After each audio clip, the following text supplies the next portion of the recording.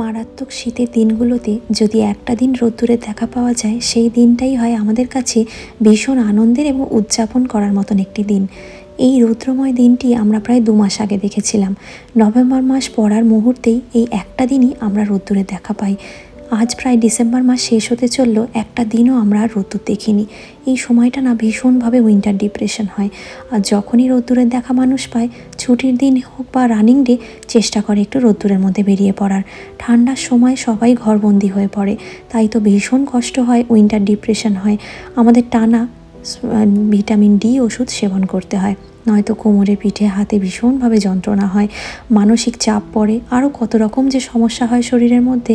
আর এই দিনটা ছিল শনিবার, ছুটির দিন, তাই দেখুন মানুষের মধ্যে তো আনন্দ রয়েছে, পাখিগুলো কি সুন্দর ডানা মেলে আকাশে উড়ে বেড়াচ্ছে।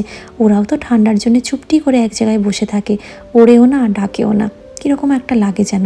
তাই আমরা বাড়ির থেকে বেরিয়ে সামনের শপিং মলটা থেকে কিছু খাবার দাবার নিয়ে যাচ্ছি এখন একটু ঘুরবো। আর কোথায়, কাছাকাছি একটা ছোট্ট আইল্যান্ড রয়েছে যেটা ট্রামে করেই যাওয়া যায়, তাই সেখানেই যাচ্ছি। একটু হাঁটা চলার মাধ্যম দিয়ে নিজেদের সচল রাখলে শীতের দিনগুলোতে একটু সুস্থ থাকা যায়, নয়তো শরীরের মনে অনেকটাই এফেক্ট পড়ে। তবে কোথায় ঘুরতে গেলাম, জায়গাটা কেমন, এর পরবর্তী ভিডিওটাতে আপনাদের জন্য নিয়ে আসছি। এই ভিডিওটা আর বেশি বড় করলাম না। সবাই ভালো থাকবেন, টাটা।